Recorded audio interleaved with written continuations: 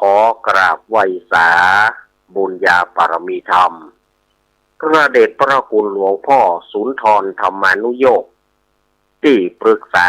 เจ้าคณะอำเภอดอยหล่อเจ้าอาวาสวัดพระธาตุคงขาวขอกราบไหว้สาบุญญาปารมีธรรมพระเดชพระคุณหลวงพ่อสาธุกิจจานันท์เจ้าคณะอำเภอดอยหล่อเจ้าอาวาสวัดพระธาตุเจ้าดอยน้อยพร้อมไปด้วยพระสงฆ์องค์สามเณรทุกรูปทุกองค์ด้วยความเคารพอย่างสูงสุดยิ่งครับผมสวัสดีเจแล้วก็ป้าน้อยหนุ่มเจ้าคนรูปหล่อเนอครับผมขอกลับไหว้สาครูบารักเหมือนกันนะครับผมสวัสดีเนอครับผมขอกราบไหว้สาตุลุงนวลโคนรูปหล่อวัดสันเมียงอำเภอเวียงหนองล่องเหมือนกันนะครับผมสวัสดีเนอครับกลับไปถ้าตุลุงจะไปวัดศีลแห่งหนึ่งดังได้กับกำไม้กะเกะไปดีๆนะครับผมเป็นห่วงครับผมขอบคุณเนออาจารย์ยังเป็นห่วงเพราะสูงวัยกลัวเพราะสูงวัยแต่ตุกไปเต้าเป็นห่วงมดนะครับเป็นห่วงมดประเจ้าตุเจ้าจังเจ้าบ้านก็เป็นห่วงถ้าไปตั้งใดก็กำไม้กะเกะไปดีๆนะครับในมนโคบาลักโลดทามได้เลยครับผมขอเจริญปอนเนี่ยคณะสถาญาติโยมเฮยุดังหรือยังครับดังละขอเจริญปอนคณะสถาญาติโยมสถาสาธุชนคนดีเฮาทุกท่านวันนี้รายการซับเพเหระปกิณกะธรรมะพรรุ่งไกรแจ้งรายการเสียงธรรมแสงทองก็มาปะกันเหมือนเช่นเคยแต่ว่าคนละเสียงคนละเสียงอู้คนละสำเนียงเพราะว่าพัดศุกร์เสาร์จะเป็นรายการของหลวงลุงชัยวัฒนาคเสโนหรือว่าตุ้ลุงนันตุ้ลุงยองวัดพระธาตุเจ้าดอยน้อยแต่วันนี้เปิดติดศาสนกิจปุ้นงานประเพณีวัดอินทขินอำเภอป่าซางเปิดติดศาสนกิจที่ปุ้นก็เลยเป็นหน้าที่ของเก้ากับผมอาตมาภาพสามเณรรักปัญโยนันท์แห่งวัดสันเมืองตำบลหนองล่องอำเภอเวียงหนองล่องจังหวัดลำพูนก็มาทำหน้าที่นั่งนั่งจ๋านั่งดำเนินรายการกับสถาญาติโยมคือเป็นเป็นทีมสถาญาติโยมที่เปิดเครื่องรับฟังตั้งแต่เจ้าปะแจ้งบางพ่องก็จะไปกัดไปลีบางพ่องก็จะไปก้าขายไล่หล่องบางพ่องก็จะขับรถขับรางไปก็พอเอาเสียงนี้เป็นเป็นทีมท่านเดินทางโดยสวัสดิภาพและปลอดภัยเนอรายการนี้ก็จะออกอากาศพร้อมกันหลายสถานีเช่นว่าสถานีวิทยุคลื่นพระพุทธศาสนาการศึกษาและวัฒนธรรม 104.50 วัดป่ายหินตำบลสุเทพอำเภอเมืองจังหวัดเชียงใหม่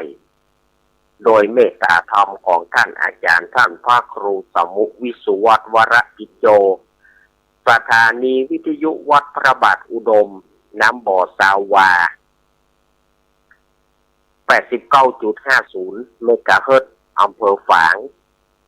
อันนี้ก็ครอบคลุมฝางแม่ไอชัยปราการเชียงดาวบางส่วนเนาะโดยเมตตาธรรมของพระเดชพระคุณหลวงพ่อสุจิตานุรักษ์ด็อกเตอร์ท่านอาจารย์จำเริญโชติธรรมโมสถานีวิทยุห้วยตองสักเรดิโอ 98.75 เมกะเฮิรตซ์วัดห้วยตองสักตำบลกวงเปาอำเภอจอมทองจังหวัดเชียงใหม่โดยเมตตาธรรมของหลวงพ่อวาปีวรมานิช สถานีวิทยุมนเสียงธรรม 106.25 เมกะเฮิรตซ์วัดปุพารามตำบลจ้างเคิ่งอำเภอแม่แจ่มจังหวัดเชียงใหม่โดยเมตตาธรรมของพระเดชพระคุณหลวงพ่อมงคลวิสิทธิ์เจ้าคณะอำเภอแม่แจ่มและท่านปลัดอุทัยทั้งสองท่านสถานีวิทยุชุมชนคนเหนือเขื่อนบ้านดงดำตำบลหางดงอำเภอฮอดจังหวัดเชียงใหม่สถานีวิทยุแม่วางเรดิโออำเภอแม่วางสถานีวิทยุแดนดินถิ่นล้านนาบ้านหงงัวตำบลน้ำบอหลวงอำเภอฮอดอำเภอสันปะตองจังหวัดเชียงใหม่ 103.50 เมกะเฮิรตซ์โดยคุณโยมรุจิสมบัติเงาคำสถานีวิทยุบ้านแป้นเรดิโอบ้านแป้นอำเภอเมืองจังหวัดลำพูนสถานีวิทยุสีคำเรดิโอจังหวัดน่านสถานีวิทยุชุมชนคนเมืองลี้วัดพระธาตุ5ดวงอำเภอลี้จังหวัดลำพูนโดยพ่อครูเสน่ห์จินาจันทร์สถานีวิทยุนิกเนียวเรดิโอห้างหุ้นส่วนจำกัดอนุสรณ์เรดิโอจำกัดบ้านโจงตำบลต้งขวาวอำเภอเมืองปานจังหวัดลำปางสถานีวิทยุอาร์เรดิโอเน็ตเวิร์กทั้งสองคลื่นสถานีวิทยุมวลชนคลื่นสีขาวเพื่อชาวประชา 106.50 เมกะเฮิรตซ์วัดบรรพตสถิตตำบลพระบาทอำเภอเมืองจังหวัดลำปางโดยเมตตาธรรมของท่านอาจารย์พระมหาสมชาติชาตะปัญโยสถานีวิทยุลำปางสตาร์ 101.25 เมกะเฮิรตซ์ของคุณโยมดารุณีสถานีวิทยุลำพูนเรดิโอบ้านป่าซักอำเภอเมืองจังหวัดลำพูนและสถานีวิทยุน่านฟ้าเรดิโอของคุณโยมรุ่งนิรันดร์ปันดอนตองอันนี้ก็คือรายชื่อรายนามของสถานีวิทยุ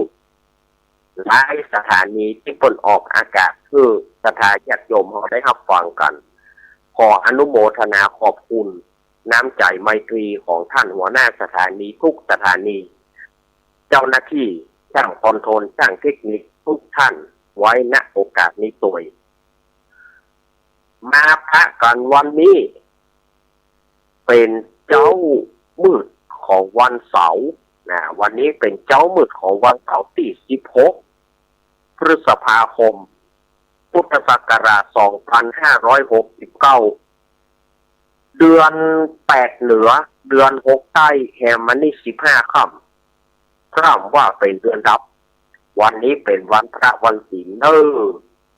กรรมเดียวอาตมาภาพจะจำลองนำเอากิจกรรมวันพระวันศีลเรียกว่ายกวัดมาบ้านกรรมเดียวอาตมาจะเอามายกวัดมาบ้านด้วยสถาญาติโยมได้ฟังกันบางท่านก็ได้ไปวัดไปวาก็จะได้โอกาสที่จะฟังในกิจกรรมวันพระวันศีลนี้แต่ก็ที่อาตมานี้มันก็อาจจะบ่เหมือนกับวัดของญาติโยมนะเนาะอันนี้เอาอู้กันก่อนว่ามันบ่เหมือนวัดเราแต่อาตมาก็เอาเท่าที่อาตมาเคยสัมผัสมาอย่างวัดอาตมาก็ดีวัดใกล้ๆหิมๆก็ดีเปิ้นเอาอย่างอี้แต่บางวัดเปิ้นก็จะมีกิจกรรมแปลกไปแถมเหนียวหนึ่ง อันนี้มันก็แล้วแต่ละสถานที่แต่ละสถานที่แต่ละวัดแต่ละวาเนาะกำเดืออาตมาจะเอายกวัดมาบ้านให้สถาญาติโยมได้ฟังกันวันพุธเดือนเก้าออกเดือนเก้าออก1 ค่ำออกมาเป็นวันเสียเหียเกียง59ระวิจันตังเสียติดกับจานวันพุธ ออกมาดีแต่มาเป็นวันเสียอย่าเจ้าเอ้ยเอาใจบ่ได้แล้ววันพุธวันเราก็ติดกับจานเนี่ย1 กับ 2ข้ามใจบ่ได้วันดีจะไปได้วันอังคารก็เด้อ วันดีจะไปเป็นวันอังคารบ่เลิกสามค่ำล้างมือท่าคอยกินดอกมันเป็นอีนะก่อนอื่นนั้นอาตมาภาพในนามของเจ้าหน้าที่ผู้เผยแพร่ธรรมนักจัดรายการมวลชนคลื่นสีขาวเพื่อชาวประชาและเครือข่าย ก็ขอได้รับคำฝากมาจากท่านอาจารย์วรรณชัยชยานันโทเจ้าอาวาสวัดพุทธศรีคีรีอุ่นแปะตำบลบ้านแปะอำเภอจอมทองจังหวัดเชียงใหม่ซึ่งตะวานั้นศรัทธาญาติโยมตลอดจนถึงพระสงฆ์องค์เจ้าเปิ้นได้ไปแสดงมุทิตาจิตในงานมงคลในงานอายุวัฒนมงคลครบรอบ60 ปี5 รอบเนาะ5 รอบ60 ปีโดยอายุอานาม60 ปีของท่านอาจารย์วรรณชัยชยานันโทแต่วานี้ศรัทธาญาติโยมทั่วบ้านล้านนาบอกว่าจะเป็นพี่น้องปากกยอบอกว่าจะเป็นพี่น้องไตเฮาหลายที่หลายทางเปิ้นก็ได้ปากันไปแสดงมุทิตาจิตไปแสดงความยินดีที่ท่านอาจารย์วรรณชัยได้มีอายุ5 รอบ60 ปีในตะวานี้ฉะนั้นท่านอาจารย์วรรณชัยเพิ่นก็ขอขอบคุณน้ำใจไมตรีบอกว่าครูบาอาจารย์พระสงฆ์องค์เจ้าศรัทธาญาติโยมสาธุชนเฮามวลชนคลื่นสีขาวสายทานแห่งศรัทธาธรรมที่ปากันหลั่งไหลขึ้นไปแม้นว่าจะมีอุปสรรคก็คือฝน วันนี้มันก็บ่ตกนะแต่คืนมันก็บ่ตกนะแต่ว่าตะวันตื่นนี่โอ้โหเทกระจาดเลยศรัทธาญาติโยมเรียกว่าเทกระจาดเหมือนกับว่าจะลองใจสู่เขาจะทอดใจก็นี่นะ จะทอดใจก็จะขึ้นไปก็การทำบุญครั้งนี้อาตมาว่าโอ้โหเนาะแต่ศรัทธาญาติโยมเนี่ยสายทานศรัทธาธรรมเนี่ยกอบใบย่อท้อฝนจะตกอย่างใดศรัทธาญาติโยมก็ขึ้นไปจนเต็มบนดอยบนดอยขุนแปะนั่นนะเพื่อไปแสดงมุทิตาจิตเพื่อไปทำบุญอายุวัฒนมงคลให้กับท่านอาจารย์วรรณชัยชยานันโทในตะวานี้อาตมาก็ไปแล้วก็ศรัทธาญาติโยมก็พากันไปงานนี้หากว่าท่านอาจารย์วรรณชัยก็ดีศรัทธาญาติโยมตังพุทธศรีคีรีบ่ได้ต้อนรับขับสู้หรือว่าบ่ได้อู้ได้จ๋าบ่ได้โอภาปราศัยการต้อนรับขับสู้อาจจะขาดตกบกพร่องด้วยประการฉันใดก็ดีหรือว่าอาหารการกินปปก็ดีด้วยประการฉันใดทางท่านอาจารย์วรรณชัยชยานันโทและก็ศรัทธาญาติโยมพุทธศรีคีรีขออภัยสุมาอภัยในโอกาสนี้โดยนอกงานนี้ก็ถือว่าศรัทธาญาติโยมปากันหลั่งไหลกันไปหลั่งไหลกันไปท่ามกลางสายฝนที่โปรยปลายมาเกือบตลอดเวลาเอาเข้าตกก็ตกแดดก็แดดประมาณเที่ยงนี่นะอาตมาลงมาน่ะตกก็ตกแดดก็แดดอย่างใจกันนั่นอาตมาต้องฟังลงมาเพราะว่าถ้าบ่ลงมาเกิดว่ามันตกหนักมาก็จะลงเนี่ยมันจะมืดก็ต้องลงเมื่อมันหมอกสุยๆนี่อาตมาก็ต้องลงมาก็มันเลี้ยวหมดแล้วลูกเลี้ยวหมดละก็แสดงมุทิตาจิตกับท่านอาจารย์วรรณชัยละก็เรียบร้อยอย่างหมดแล้วกับศรัทธาญาติโยมก็ได้ปะกันได้อู้ได้แจกันโดยเฉพาะอย่างยิ่ง สถานญาติโยมตังลำปางตังเชียงไฮ้หลวงปู่ดอยเปิ้นก็มาหลวงปู่ดอยเปิ้นมาเอามือ พอวันที่19นี่เปิ้นจะมีงานของเปิ้นนะหลวงปู่ดอยเปิ้นก็จะลองอายุวัฒนมงคลเหมือนกันอาจารย์วรรณชัย60 ปีแต่ว่าหลวงปู่ดอย79 ปีเอาใครจะแก่กว่ากันเฮ้ยก็เดี๋ยวหลวงปู่จะโตปากละนะน้อยเนี่ยบาลานมาว่าหลวงปู่แก่กะใครจะอายุมากใครจะอายุสูงกว่ากัน ใครจะแก่กว่ากันเดี๋ยวหลวงปู่ยี่ตั้งหลังนี่จะโตปากบานนี้ละ บานนี้ปากบาดีหอกหน่อยเนี่ยมาว่ากูแก่ไกลหรอกอายุหลวงปู่79แล้วสถานญาติโยมเอาล่ะช่วงนี้อายุวัฒนมงคลของครูบาอาจารย์นักเผยแพร่ธรรมของคลื่นสีขาวเฮานี่นะ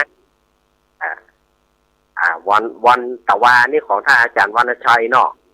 วันที่19ของหลวงปู่ดอยท่านอาจารย์ท่านพ่อครูกัลยาณปราโมทย์ก็บอกว่าของท่านเนอวันที่30ประกาศกรรมวันที่30ของท่านก็60 ปีเหมือนกัน อายุตำบลอายุวัฒนมงคลเหมือนกันวัดม่อนห้วยเกี้ยวตำบลไดหล่ออำเภอไดหล่อจังหวัดเชียงใหม่ก็สถานญาติโยมเกษตรบุญเนอะบุญจะได้ล่องบุญกันละจะได้ล่องบุญจะได้ไปใส่บุญกันนักนะช่วงนี้ดอกสถานญาติโยมเอ๋ย นี่ก็งานเนาะประกาศกันไปงานทำบุญอายุวัฒนมงคลสถานญาติโยมตั้งฝางก็แม่กนกพิชัยนาแม่บุญปานตาเหียงเนี่ยบอกว่าเปิ้นชื่ออย่างนะแม่บุญปานนะบอกว่าเปิ้นชื่ออย่างโอ้แม่บุญปานฟังก็ได้เล่นปากมัน ตะวากระปะกันนะแม่กนกพิษแม่บุญปานตาเหียงห้วยงูใน โอ้โหบุกป่าฝ่าตรงกันถือว่าบุกป่าฝ่าขึ้นดอยกันอาหารการกินป้นก็ล้อมก๋วยเตี๋ยวถ้วยเดียวอิ่มแต่ว่านี่นะเนาะเดี๋ยวก็ไปปะกันวันที่30สถานญาติโยมที่30ตรงกับวันอย่างนี้วันเสาร์เนี่ยยังแควนหน่อยวันเสาร์เขาก็ค่อยไปปะกันนอกสถานญาติโยมเฮ้ย อันนี้ก็อู้กันสถานญาติโยมงานต่างๆเนาะ แล้วก็ผ่านวันพืชชั่วโมงคนมาแล้วเนาะสถานญาติโยมวันพืชชั่วโมงคนจะรถพระนางคันแรกนาขวัญที่เขาเฝ้าคอยกันมาวันที่13ที่ผ่านมานะวันที่13ที่ผ่านมาเปิ้นก็มีงานพืชชั่วโมงคนจะรถพระนางคันแรกนาขวัญเป็นวันแหกไถนาโดยพระเจ้าแผ่นดินเขาแหกไถนาก่อนพระเจ้าแผ่นดินเฮาแหกไถนะฮะเป็นวันพืชชั่วโมงคนแล้วก็ต้นเอาวัดจะรถพระนางคันแรกนาขวัญเรียบร้อยก็มีถามกันนักถามกันนะพระโคกินอย่างท่านอาจารย์พระโคกินอย่างท่านอาจารย์บอกคือนะปีนี้พระโคกินถึง4 อย่างเนอะปีนี้พระโคหวด4 อย่างได้แก่อย่างแง่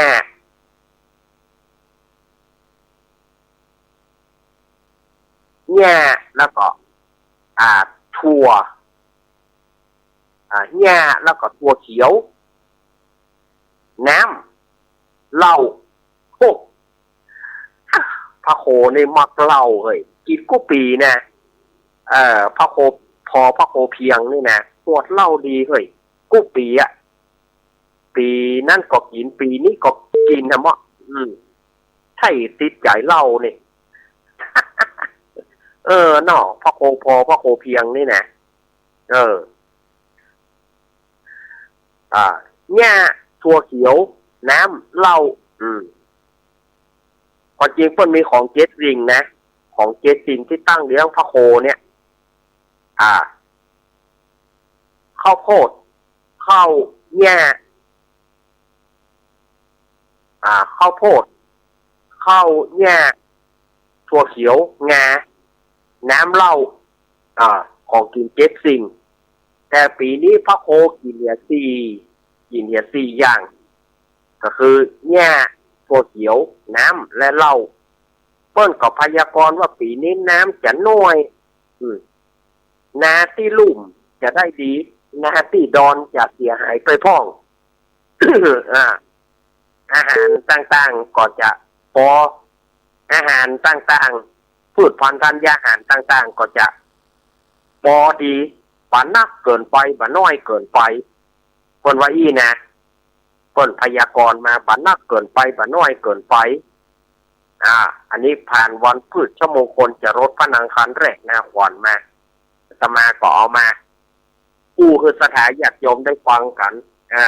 ก็ถามกันนักกันนะพระโคกินเหนียวปีนี้พระโคกินสี่อย่างอย่างที่ว่าไปแล้วนะ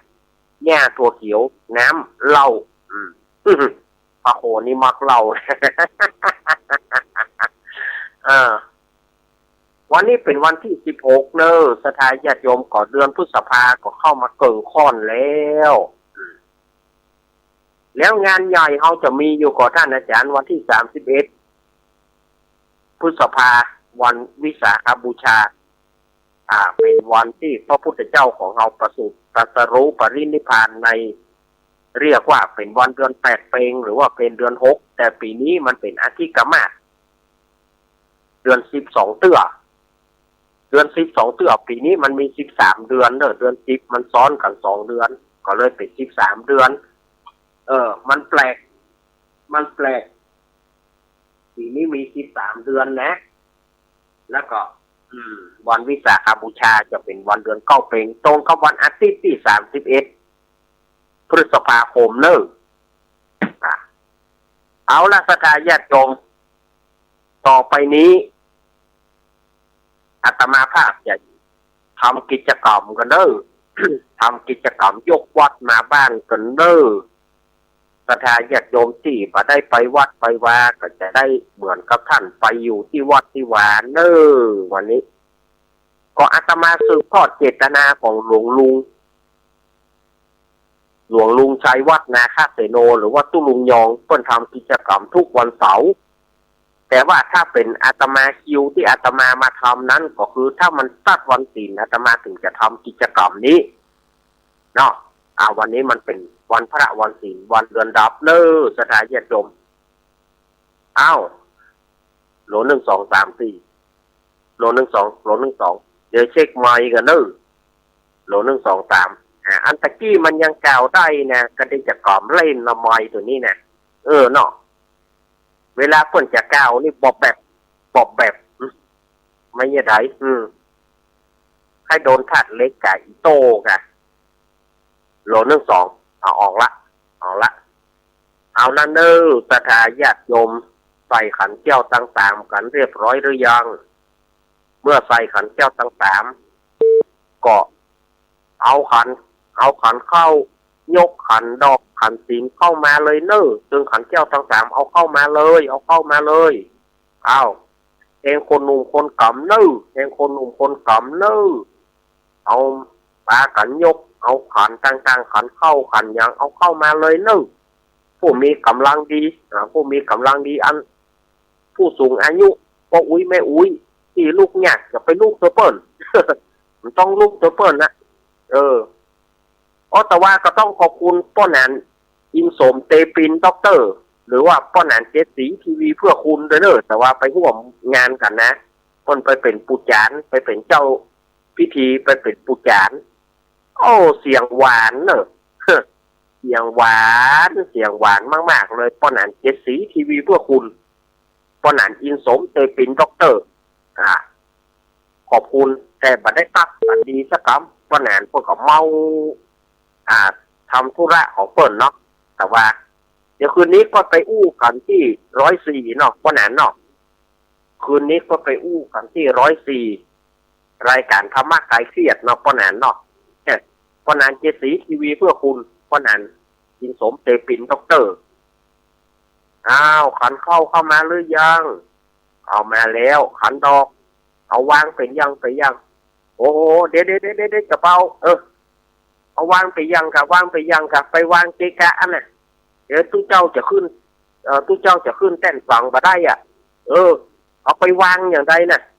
จัดเป็นยังกะจัดเป็นระเบียบเรียบร้อยกะเดี๋ยวมันไปตู้เจ้าพระนายจะขึ้นฮะน่ะเจ้าพระนายจะขึ้นฮะน่ะมันเกะกะมันบอกเป็นระเบียบอ่ะไอ้ยังธาตุก้าหยังก้าอีหลุงตุงนางอ่ะมันเป็นมาโลโตเตอ่ะเอามาจัดดีๆจัดดี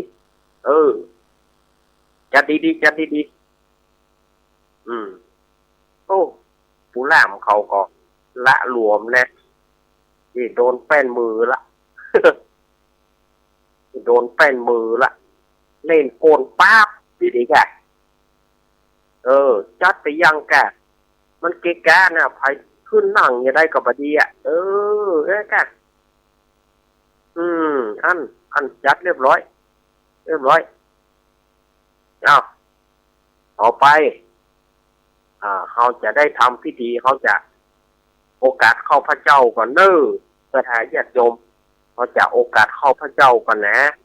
เมื่อสถาญาติโยมมากันพร้อมแล้วโอกาสเข้าพระเจ้าด้วยกันนะว่าฝ่ายที่สวดได้สวดบทโอกาสเข้าพระเจ้าก็ว่าตัวผมเนี่ยเนาะปอจานต้นมาเนี่ยหรอกเอาโอนเวนประเคนไม้ปอจาน โล1 2 3 4เอาละเขาจะได้โอกาสเข้าพระเจ้าพร้อมกันนะโมตัสสะภะคะวะโตอะระหะโตสัมมาสัมพุทธัสสะนะโมตัสสะภะคะวะโต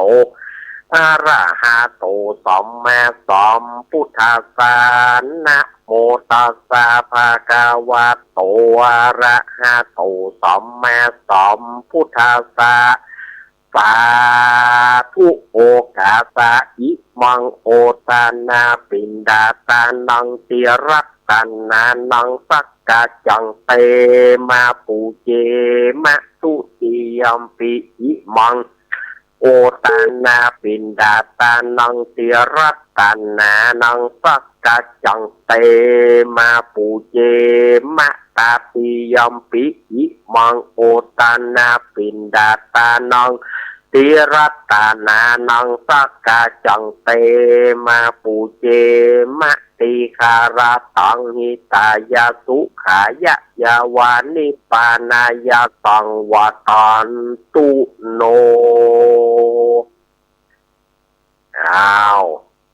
ต่อไปเปิดฝากองเข้าท่านเนี่ยเปิดฝากองเข้าเขาจะโยงเข้าบาทโอกาสเข้าบาทเนาะเขาจะโอกาสเข้าบาทหรือว่าโยงเข้าบาทเข้าโยงขึ้นหัวก็สาธุโอกาสะโอตานาปินทิปะตังตานังนิปานาปัจจโยโหนตุโนนิจังโอตานาปินทิปะตังตานังนิปานาปัจจโยโหนตุโนนิจังโอตานาปินทิปะตังตานังนิปานาปัจจโยโหนตุโนนิจัง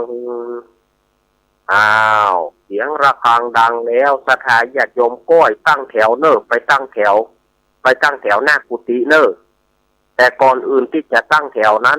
เอาเข้าจบหัวก็เอาเข้าจบหัวเอาเข้ามาจบหัวแล้วก็ว่าตัวป้อนแหนข้าวของข้าพเจ้าขาวดังดอกบัวยกขึ้นเหนือหัวถวายแด่พระสงฆ์ด้วยจิตใจจำนงมุ่งตรงต่อพระนิพพานขอให้พบเมืองแก้ว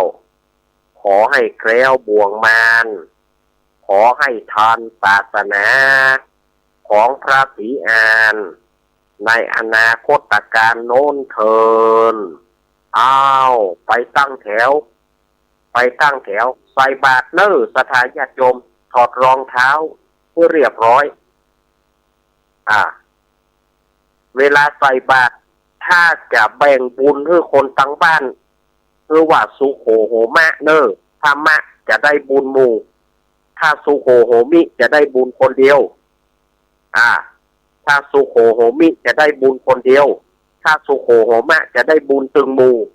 ที่ท่านแบ่งบุญให้ทั้งบ้านที่เพิ่นบ่ได้มาเนอถ้าสุโขโหมะท่านจะได้บุญตึงหมู่ถ้าสุโขโหมิท่านจะได้บุญคนเดียวเอาใส่บาตร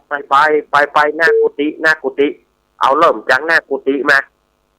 ครูบาอาจารย์ท่าแล้วเอากะละมังถังเปกะละเมถังปังเอากระสอบกระแสกระสอบมีไหนล้อพ่วงมีไหนรถเข็นมีไหนเอาขยมเตรียมให้พร้อมกะละมังถังเปกะละเมถังปังเอามาให้พร้อมเลยแล้วก็มีคนประกบพระสงฆ์องค์เจ้าตัวประกบพระสงฆ์องค์เนนตัวเวลามันเต็มก็โคตรทุกคนโคตรทุกคนที่เหลือเจือไว้สักอันสองอันเนอที่เหลือเข้าก็ดีเหลือขนมก็ดีที่เหลือใส่บาตรไว้หั่นเอาเป็นเจือมันจะไปดำเสี่ยงเนอใส่บาตรใส่บาตรใส่บาตรพร้อมหรือยังกะละมังถังเปกะละเมถังปังเอาแม่พร้อมกระสอบเนื้อกะละมังถังเปกะละเมถังปังต่างๆนั่นน่ะเอาเตรียมให้พร้อมเอาไปเลยใส่บาตรโอ้ใส่บาตรเอาแต่อันนั้นเต็มโคตรเต็มพอตัวกาอันคนประกบก่อนเนาะมันเต็มโอ้ยเนาะก็บอกว่ามันเต็มก็ยังว่าบัดตัวของเตือนนี่จ้ะยิ่งใจอีกไอ้น่ะจะไปดำเตี้ยงให้มันเหลือไว้อันหนึ่งยังเก่งก็เหลือเข้าไว้จอกหนึ่ง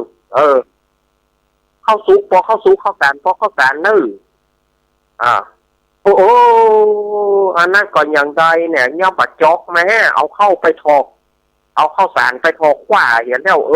เจ้าเฮ้ยนออีลุงยังบ่พอเปิ้นพ่องเนเปิ้นจอกมายังบ่จอกแม่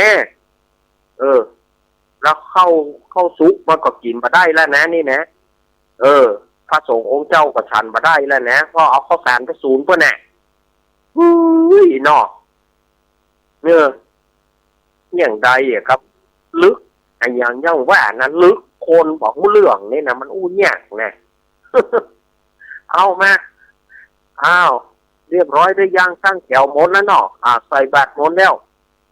เอาขยมขยมกำบาตรที่เจ้าขึ้นไปขยมอุ้มบาตรทุกเจ้าขึ้นไปนิมนต์พระคุณเจ้าครับขึ้นนั่งอาสนะสงฆ์ขึ้นนั่งบนแท่นสังเนาะครับผมกิจกรรมต่างๆเอาละพระสงฆ์องค์เจ้าได้ขึ้นแท่นสังแล้วเนอะพ่อหลวงบ้านเฮามีไหนจุดเทียนธูปบูชาพระรัตนตรัยหมู่เฮาพนมมือแล้วก็ไหว้ตัวนึงพนมมือแล้วก็ไหว้ตัวเอาจะไปกันเถอะนะโอ้ยอย่างล่ำเหลือก็หันกันกันอย่างนกเอี้ยงจะเข้าแหงหอกฟังแกอย่างไปล่ำไปเหลือไม่ได้กับเสือแกก็หมอบาปก็มีในเฮาเนี่ยบุญก็มีในเฮาเนี่ยสถานญาติโยมอัพทั้งบุญทั้งบาปถึงวันนี่ไงเพราะว่าก็มันล้ำไปว่าก็จะว่าปากนักเพราะว่าก็หังล้ำไปเหมาะชุดเทียนธูปพนมมือกันเรียบร้อยสงบระงับขับปากพระสงฆ์จะถวายพรพระก่อนกันพระสงฆ์จะถวายพรพระเนาะ พระสงฆ์ถวายพรพระก่อนนะครับนะโมตัสสะภะคะวะโตอะระหะโตสัมมาสัมพุทธัสสะนะโมตัสสะภะคะวะโตอะระหะโตสัมมาสัมพุทธัสสะนะโมตัสสะภะคะวะโตอะระหะโตสัมมาสัมพุทธัสสะอิติปิโสภะคะวะอะระหังสัมมาสัมพุทโธวิจจารณะสัมปันโนสุขโตโลกาวิโตอนุตตรปุริสธรรมสารติสัทธาเทวมนุสสานังพุทโธภะคะวะติสวากาโตภะคะวะตาธัมโมสันติติโกการิโกเอปัสสิโกปนายิโกปัจจตังเวทิตาโพวิญโยหิติสุปฏิปันโนภะคะวะโตสาวกสังโฆอุชุปฏิปันโนภะคะวะโตสาวกสังโฆยายะปฏิปันโนภะคะวะโตสาวกสังโฆสามิจิปฏิปันโนภะคะวะโตสาวกสังโฆยะติตังยัสสาริปุริสายุขานิอัตถปุริสาปุกะไลสะภะคะวะโตสาวกสังโฆอาหุนายโยปะหุนายโยทัตินายโยอัญจริการนิโยอนุตตรังวุญญเกตังโลกัสสาติพาหุงสหัสมาปินิมิตสาวุธันทังกิเมการังอุจิตะโกรัสเสนามารังกานันทานาทิธรรมาวิธินาจิตวามุนินโตตันเตชะสาภวตุเตชะยมังคะมารติเรกามปิจิตาสัพพะติงโกรัมปานารวะกัมมะกัมมัทธายะกังคันติสุทันตาวิธินาจิตวามุนินโตตันเตชะสาวตุเตชะยมังคะรานินารังorang ati anta putan kawa keja kamasane wasutaru nanta me tampu te kawitina kita wamu ninto tante jata watu teja mangani kita kamati ata sutaru nanta wan tijung sana patang puri marawan tang itipi sangkata manoci kawamu ninto tante jata watu teja mangkarani katwana katamu darang ewa kapini ya jinjaya tu tawat janang sana kaya mance santena sumawi tina kita wamu ninto tante jata watu teja mangkaraniสัจจังวิหายามันติปัจจกวัฏกิตุวัฏพิโรปิตามานาทิยันตาปุถังปัจจปฏิยปัจจติโตสิตวามุนินโตจันติจะสาวัตุเตจยมังการานินันโตปนันทปุจจกังวิปุถังมหิติปุเถระเถระปุจจเจนะธรรมปยันโตอิทุปเทสวิตินาจิตวามุนินโตจันติจะสาวัตุเตจยมังการานิทุกขาติติปุจจเจนะสุตระทังพระมังวิสุติจุติมิติปะกะปิธานังยานาคเทนาวิธินาจิตวามุนินโนตเตจสาวัตุเตจยมังคารานิเอตาปิพุทธจยมังคาราอาทัคโยวัจโนตินัติเนสารเตมตันทินิตวนานิกาวิพิธานิจุปัทวานิโมขังตุหาทิกามายานโรตปัญโยมหาชารุนิโกนาโถยไดยสัพปานินาปุริโสปรมิสัพปะโตสพุทธิพนมังเอเตนะสัจวัจนะตุเตจยมังคารังเสยันโตโพธิยามเรสกายานันติวัฒโนเอวังตวงวิเจโยหิเจยะเจยมังคเลอปริจิตปริจิเสปัทวิปุคเลอปิสิกิสัพพุทธานังกัปปโตปโมทติโสนาคตังสุมังการังสุปปะตังสุติตังสุปโนโสโมโตจัสุยตังปมาจาริสุบารักสินากายะกัมมวัจจากัมมังบารักสินังบารักสินังมโนกัมมังปณิติเตบารักสินาวัฏกินานิกัตวนาราปันตเตปะกินิอโรกยปารมาราภาสันตุติปารมังคณวิสังปารมายตินิปานังปารมังสุขังครับ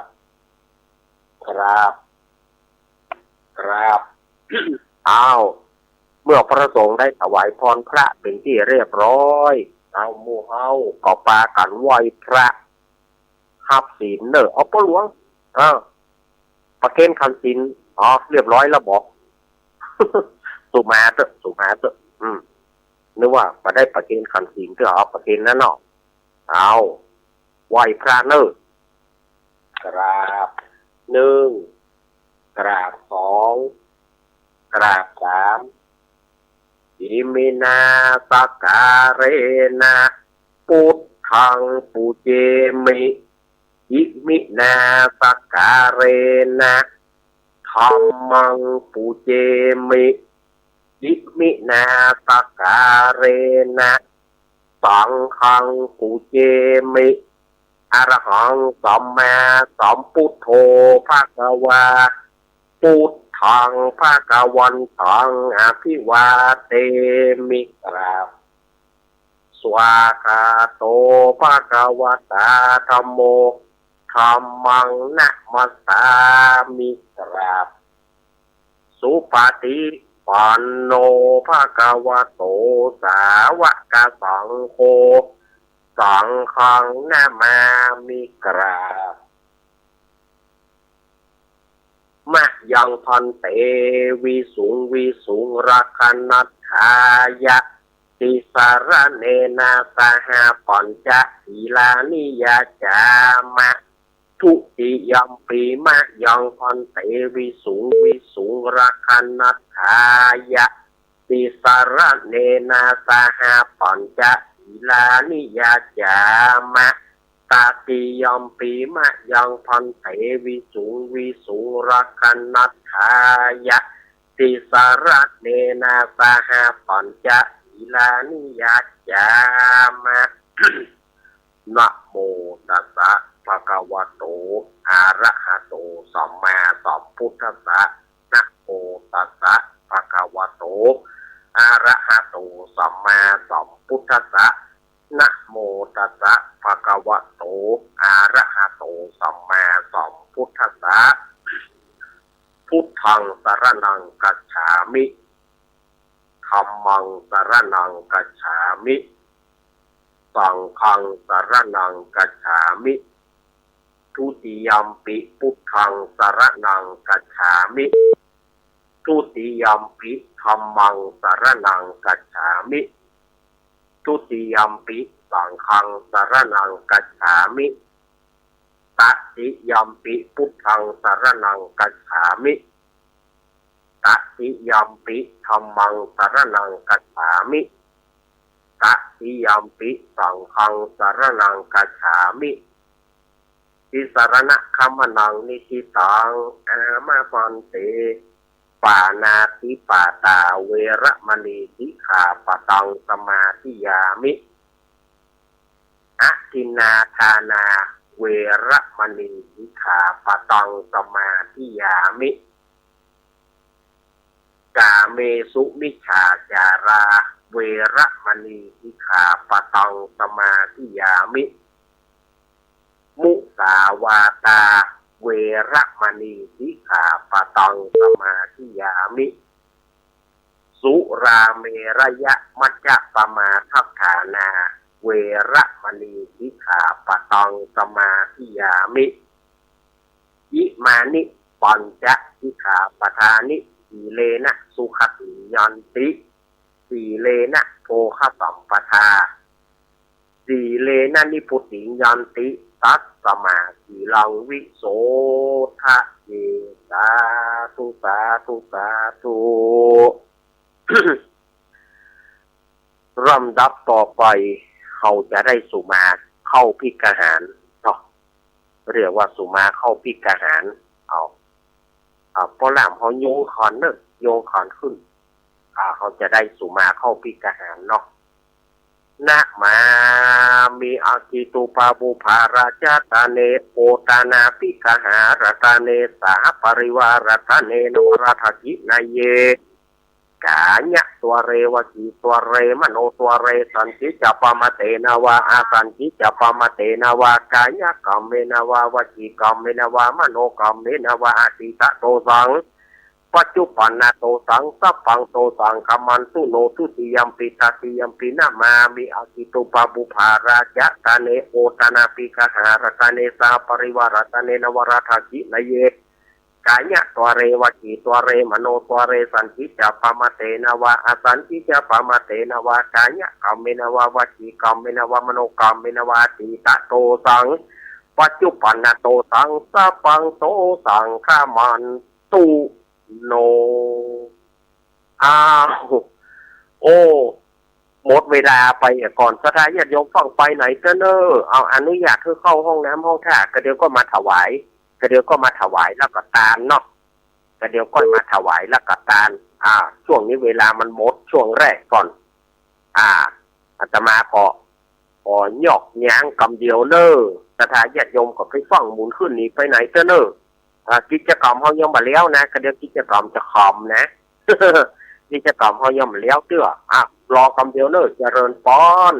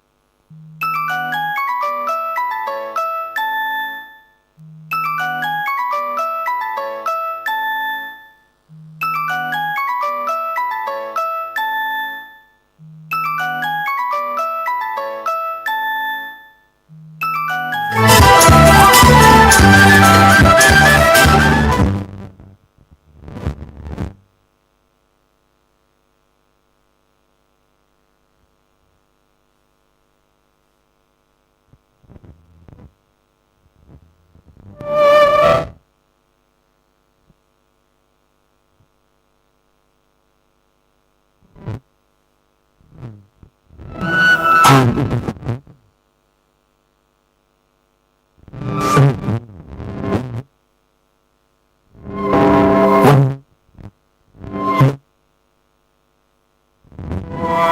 ตือนสติคนไทย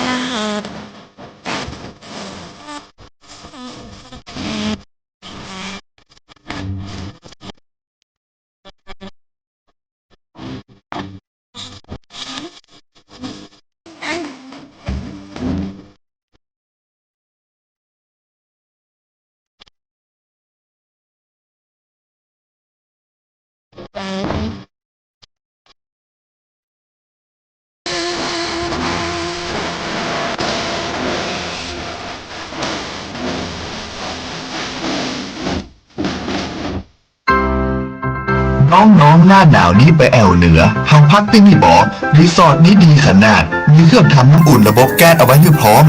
แต่ก็ต้องระวังเนอะเครื่องทำน้ำอุ่นระบบแก๊สมีคนตายมาหลายรายแล้ว จะอั้นเลยกะ อ้ายก็นึกภาพเอากะเปิดเครื่องทำน้ำอุ่นระบบแก๊สในห้องน้ำถ้าบ่มีพัดลมดูดอากาศ การหมุนเวียนของออกซิเจนมันจะดีได้จะใด ในเมื่อการเผาไหม้บ่สมบูรณ์ก็เกิดการสะสมแก๊สคาร์บอนมอนอกไซด์สูดดมเข้าไปมันจะไปจับกับเม็ดเลือดแดงและทำให้เม็ดเลือดแดงจับกับออกซิเจนได้น้อยลงเมื่อออกซิเจนเข้าบ่ถึงปอดก็จะย่าให้คลื่นไส้เมาหัวหายใจยากจนถึงขั้นเป็นลมแล้วก็ตายได้โดยเฉพาะคนที่มีโรคประจำตัวเช่นโรคหัวใจโรคเลือดจางหอบหืดถุงลมโป่งพองโรคความดันโลหิตสูงซึ่งจะมีโอกาสสูงกว่าคนอื่นน่ากลัวขนาดเนาะมันก็บ่ถึงขนาดนั้นถ้าหากรู้วิธี คือถ้าอาบน้ำด้วยเครื่องทำน้ำอุ่นระบบแก๊สบอดี้อาบเกิน10 นาที จะต้องเปิดพัดลมระบายอากาศ หรือเพื่ออากาศถ่ายเทได้ดี อันนี้ก็จะช่วยได้นัก ถ้าหมู่เฮาแค่หูข้อมูลเพิ่มเติมโทรสอบถามได้ที่กลุ่มสื่อสารความเสี่ยงและพัฒนาพฤติกรรมสุขภาพสำนักงานป้องกันควบคุมโรคที่1เชียงใหม่ 053-140-774-6 หรือสายด่วน 1422 จนเครียดกินเหล้าจนเครียด กินเหล้า จนเครียด กินเหล้า จนเครียด กินเหล้าจนเครียดกินเหล้า จน เครียดกินเหล้าก็เลยยิ่ง จน ก็เลิกสิเหล้าอ่ะ จนเครียด เลิกเหล้าเลิกจนเริ่มต้นเข้าพรรษานี้ รักอีกสักครู่นะครับรอสัญญาณสักครู่เดียวนะเป็นพักสัญญาณประเด็นเป็นคุณโทรเข้ามาแล้วโทรเข้ามาจากรายก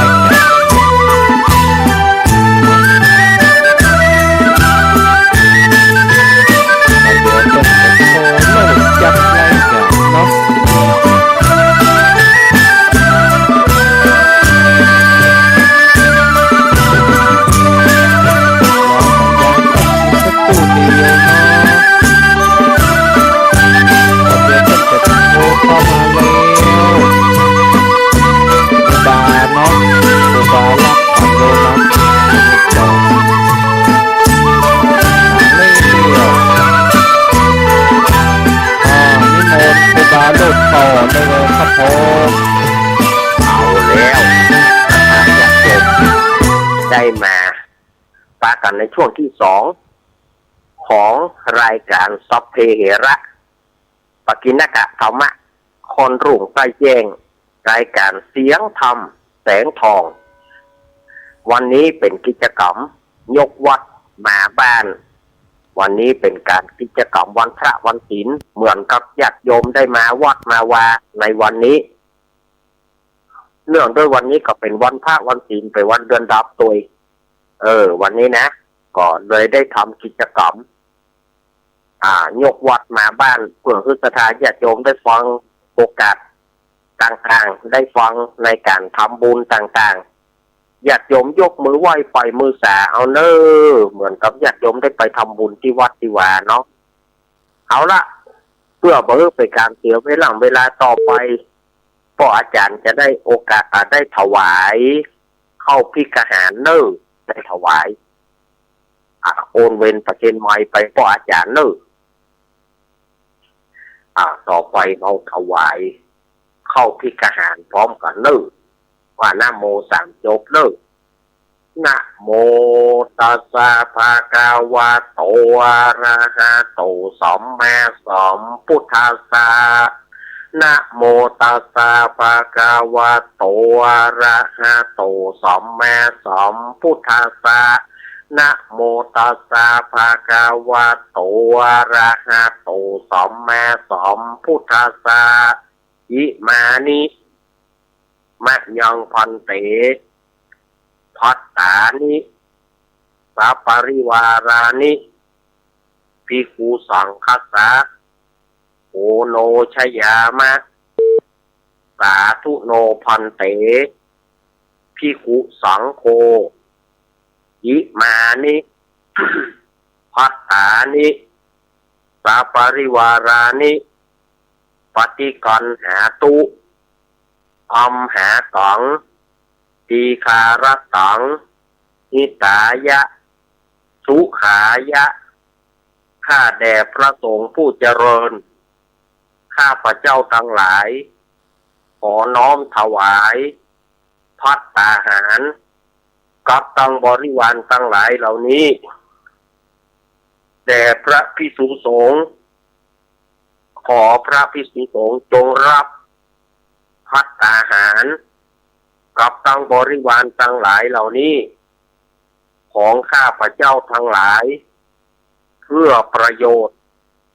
และความสุขแก่ข้าพระเจ้าทั้งหลายสิ้นกาลนานเทอญ สา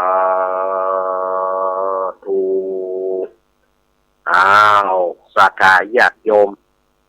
เอาถึงพ่อหลวงผู้ช่วยประเคนพระพุทธพระธรรมเนอ ประเคนพระพุทธพระธรรมเดี๋ยวก็ทีนี้ก็ศรัทธาญาติโยมก็ประเคนพระสงฆ์องค์เจ้าลงมา ตัดหน้าไผ่ก็เกณฑ์เนอตัดหน้าไผ่ก็ประเคนแล้วก็ถ้าว่าไปตัดโยมผู้หญิงถ้ามันมีบาทตัวโยมผู้หญิงจะเกณฑ์บาทก่อนสุมาบาทก่อนเนอก่อนที่จะยกบาทเกณฑ์นะสุมาบาทเกี่ยวก่อนเนอโยมผู้หญิงนะถ้าโยมพ่อใจมันต้องสุมาแต่ถ้าเป็นโยมผู้หญิงต้องสุมาบาทเกี่ยวก่อนเนอสุมาเนอบาทเป็นเจ้าอีเนอแล้วก็ประเคนพระสงฆ์องค์เนเนอร์เอาประเคนแล้วก็มามอบปฏิกระปออาจารย์ มอบปฏิกระปออาจารย์ฮับแล้วเนอะต่อปีติโยโอ้ฟังอย่างเถอะปนนั้นตุเจ้าบ่ได้ปอนนะโอ้อังกะก็บอกว่าเอามามอบเพื่อเขาก็อีปอนนะครับฟังกับตุเจ้าบ่ได้ปอนแค่นั้นโอ้ปุจญานี่อย่างใหญ่เนี่ย โอ้แต่อ้าวทานเขาเรียบร้อยแล้วศีลเขารับเรียบร้อยต่อไปเขาจะภาวนาเนอะคือมันครบ3 สิ่งทานศีลภาวนาศรัทธาญาติโยมที่นั่งกับเก้าอี้ก็เอามือขวาทับมือซ้ายก็พอแล้วเนาะแล้วหัวแม่มือโจนกันนะหัวแม่มือโจนกันแล้วก็ส่วนท่านที่นั่งกับปืน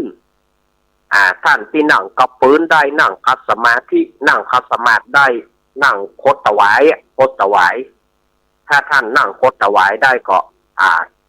เท้าขวาทับเท้าซ้ายมือขวาทับมือซ้ายหัวแม่มือโจนกันแต่ถ้าท่านนั่งเก้าอี้ก็เอามือขวาทับมือซ้ายก็พอ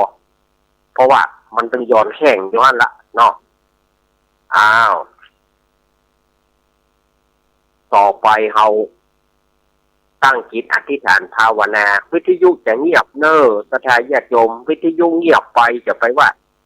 สถานีบดีการวิทยุเงียบไปคือพระสงฆ์องค์เจ้าจะภาวนานำสถาภาวนากำหนึ่งเนอหมอกประมาณไก่กินน้ำจ้างพ่อผูงูแลบลิ้นเนาะเอาอธิษฐานภาวนาเนอสาธุพันเตข้าแด่พระเกี้ยวเจ้า5 จอมพวกวัดนี้ผู้ข้าทั้งหลายจะขอภาวนายังพุทธานุสติกรรมฐานเจ้าขอเอาปิติและอุปจาระสมาธิธรรมเจ้าดวงประเสริฐจงมาบังเกิดในตนตัวและจิตใจแห่งผู้ฆ่าในอิริยาบถอันผู้ฆ่าทั้งหลายจากภาวนานี้เที่ยงแต่ดีแด่เตอะยิมังกัมมฐานังอธิฐามิยิมังกัมมฐานังอธิฐามิยิมังกัมมฐานังอธิฐามิศรัทธาญาติโยมอย่างที่ว่านั่นปฏิบัติได้ท่านจะหายใจเข้าพูดหายใจออกโทพูดโทไปเรื่อยๆหรือว่าท่านจะเอาแบบสัมมาอรหังสัมมาอรหังก็ได้หรือว่ากำหนดลมหายใจของท่านต้องปองหรือว่าปองหนอต้องยุบก็กำหนดว่ายุบหนอเอาปฏิบัติกรรมเดียววิทยุจะดับกรรมเดียวเนอ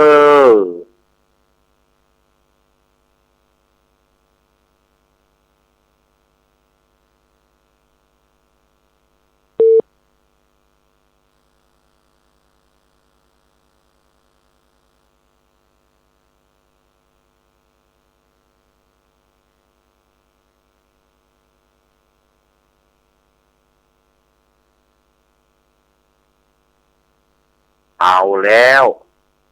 ศรัทธาญาติโยมสาธุชนตั้งหลายก็หันว่าพอสมควรแก่การเวลาได้ภาวนาประมาณจ้างพับหูงูแลบลิ้นก่อยก้มกินน้ำเอาภาวนาแล้วทีนี้ก้อยมืนตาก้อยคายมือออกเนอะก้อยมืนตา แล้วก็พนมมือเนอะพนมมือตัวแล้วก็ว่าตามแห่งกำเนอะอันนี้เราจะออกกรรมฐานตะกี้เราอธิษฐานกรรมฐานนะต่อไปนี้เราจะออกกรรมฐานเนาะอิมังกรรมฐานัง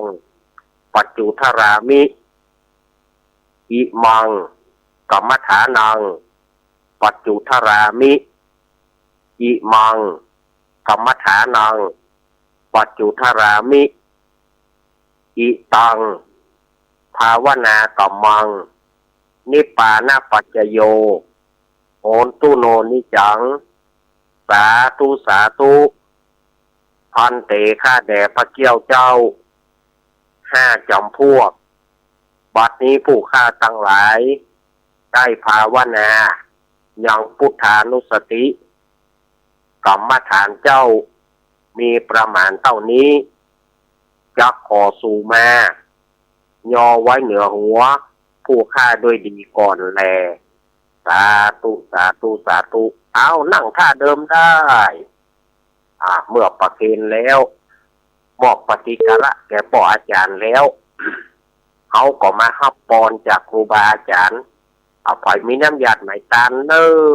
พอทุเจ้าเป็นตั้งยาถาสหยาดน้ำเนอสถาญาติโยมเอาต่อไปสถาญาติโยมฮับปอนเนอยะถา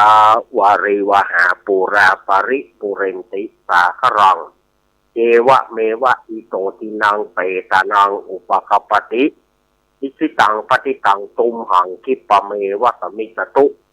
สัพเพปุเรนตุสังกปาจันโทปนะระโสยถามณีโชติระโสยถาจายะสิกิธนังลาพังสุถีภคยังสุขังพลังเสริอายุจวันโนจะโพคังวุฒิจยสวะสตวสาจะอายุจะชีวติติพวันตุเตสัพปีติโยมิวัจจันตุสปะโรโกวินาศตุมาเตภวะสวนทารโยสุกิติกายุโกภาวะอภิวาทานสีริสานิจังวุธาปจายโนจัตตารโรธรรมาวัฏันติอายุวันโนสุขังปะลังสาธุสาธุสาธุเอาปอนพ่ออาจารย์เนอสัพปิติโยมิวัชันตุสัพพะโรโกวินาศตุมาเตภาวะตวนตรโยสุขีติกายุโกภาวะอภิวาตานาสีริสานิจังวุธาปจายโนจัตตารโรธรรมาวัฏันติอายุวันโนสุขังปะลังสาธุสาปนแหนสาปนแหนต่อไปแผ่เมตตาเนอ แผ่เมตตาแผ่เมตตาตั้งละปูนพ่อเนาะแผ่เมตตาตั้งละปูนพ่อเอามันสลับกันเนาะเอาแผ่เมตตาตั้งละปูนเนออิตังตานะกัมมังนิปานาปัจจโยโหนตุโนนิจังอิตังศีละกัมมังนิปานาปัจจโยโหนตุโนนิจังอิตังภาวนากัมมังนิปานาปัจจโยโหนตุโนนิจังยังกินจิกุสลังกัมมังกัตตาปังสัพเพหิกัตตังปุญญังโนอนุโมตันตุสุนันตุพนโตเยเตวะอาสามิงคาเนอาทิกาตาติคายุกาสัทธาหนตุสัพเพสัตตาสุขีอัตตานังปาริหารันตุมาตาปิตาโรสุกิตาหนตุทุกขาปามุจจันตุสัพเพญาตากาสุกิตาหนตุทุกขาปามุจจันตุสัพเพอัญญาตากาสุขิตาหนตุทุกขาปามุจจันตุสัพเพปิสาจาสัพเพญาคาสัพเพเปตาจาสุขิตาหนตุทุกขาปามุจจันตุสัพเพนากาตาสุขิตา โอนตุตุขาปามุจจันตุสัพเพเทวาสุขิตาโอนตุตุขาปามุจจันตุสัพเพอาจาริโยปัจจัญญาสุขิตาโอนตุตุขาปามุจจันตุสัพพะสัมปติโยสามิชันตุโวต่อไปสุมากันแก้วทั้งสามเนอต่อไปสุมากันแก้วทั้งสามนะมามิพุทธังปุณณสาคารันตังนะมามิธัมมังมุนิราชเตสิตังนะมามิสังฆังมุนิราชสาวกังอัจจโยโนพันเตอาสะธรรมะยะถาภเรยะถามุลละเอยะถาอาพุตตะเลเยมะยังพุทธธัมมังสังฆะสังฆาเต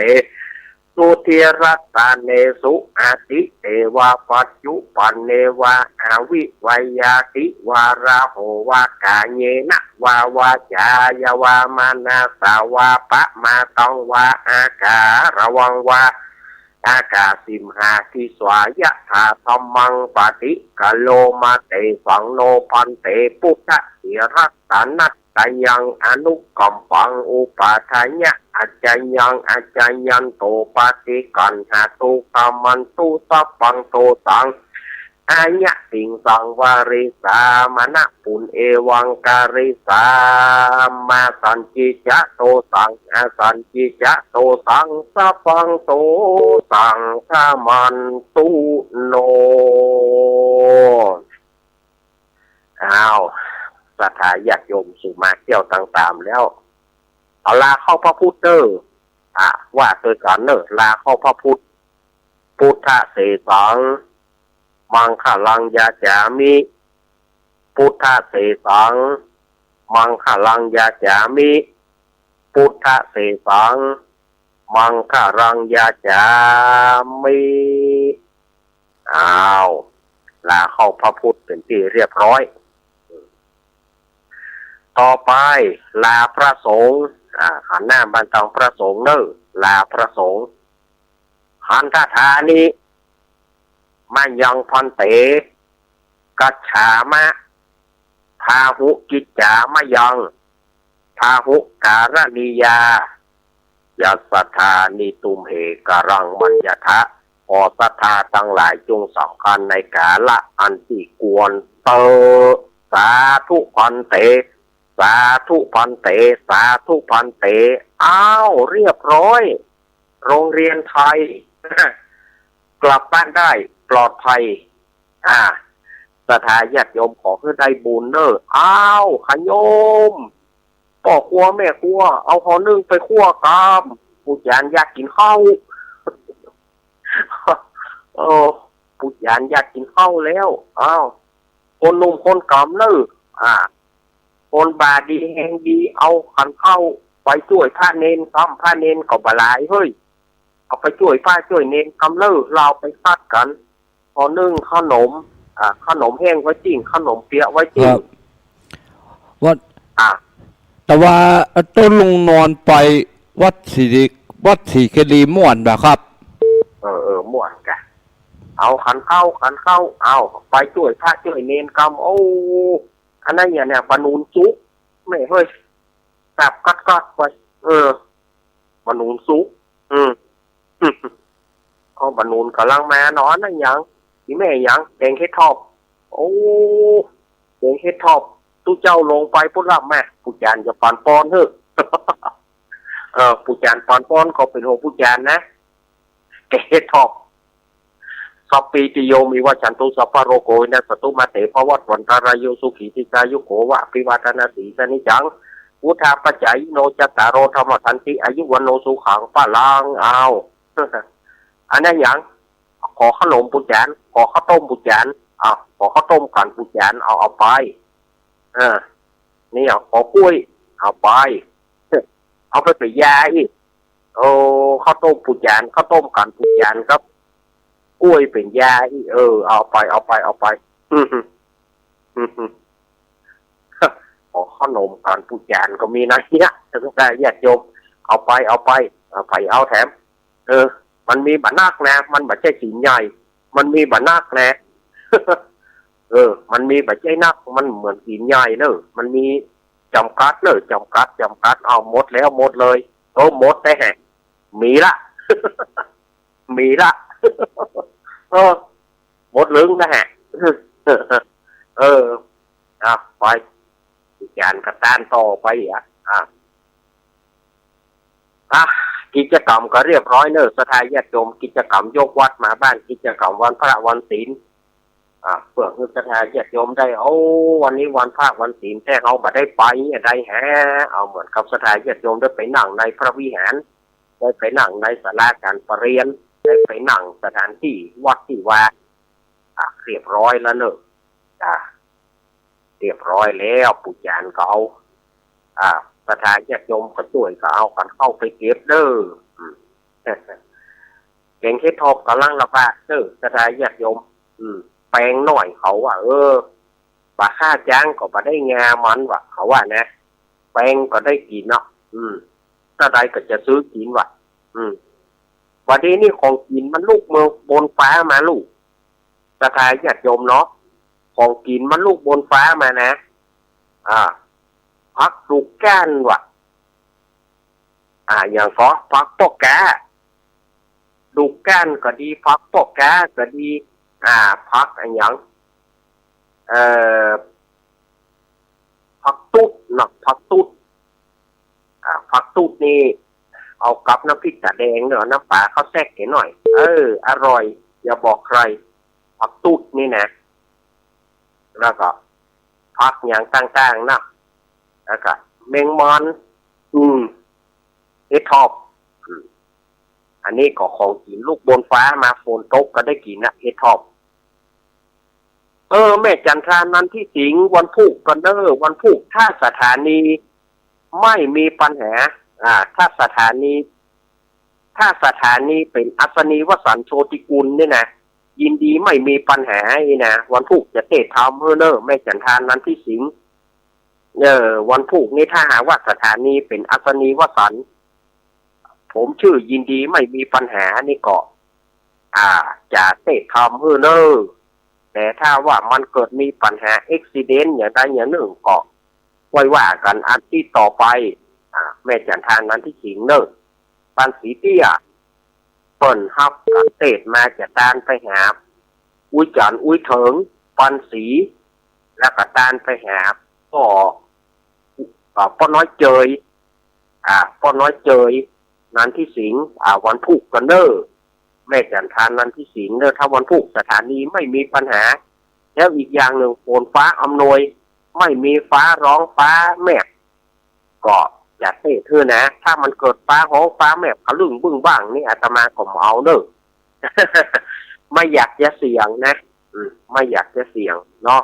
เขาก็ดูก่อนนะช่วงนี้มันอย่างว่านะเนอะช่วงนี้อุปสรรคมันจะนักหน่อยพรุ่งนี้สถานญาติโยมถ้าพรุ่งนี้ไม่มีปัญหาก็จะเตะทวันเกิดปีเกิดเปิ้น81 ปีละกาปีก้อยปีละกาเปิ้งก้อยเนอะแม่จันทานนั้นที่สิงว่าครบรอบ81 ปีเนอะอีแม่นะ81 ปีขอเตะทำวันเกิด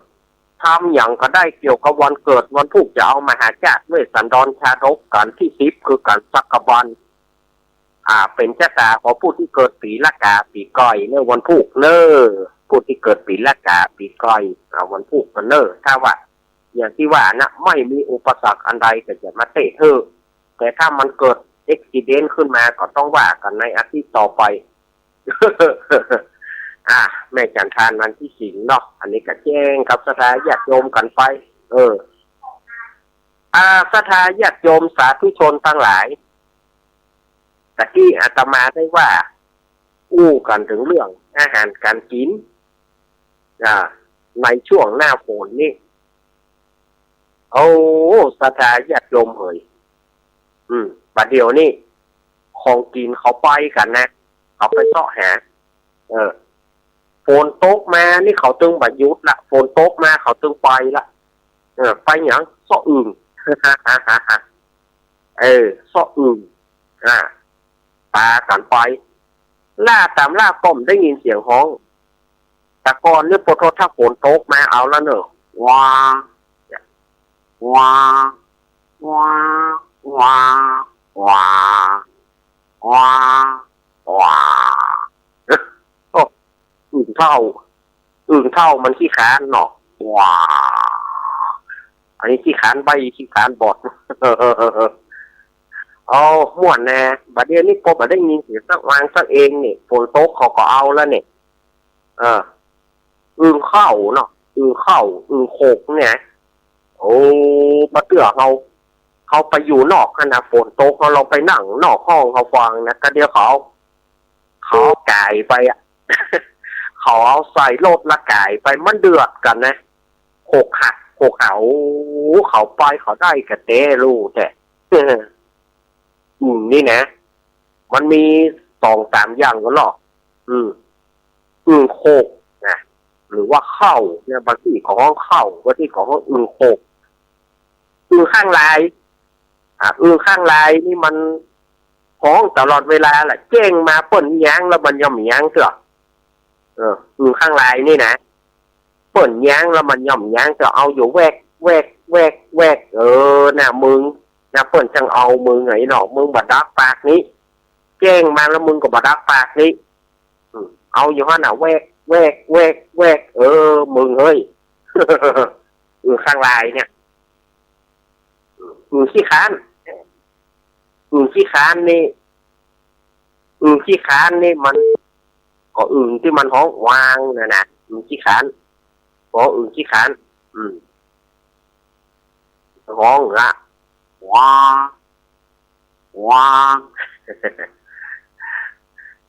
แล้วเขาจะหูตัวใดตัวปูตัวแม่ท่านอาจารย์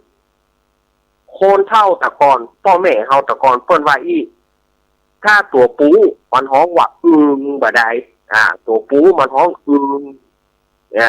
ตัวแม่นะที่มันห้องวางคือตัวแม่นี่นะเห็นพ่อแม่อาตมาบอกไว้นะ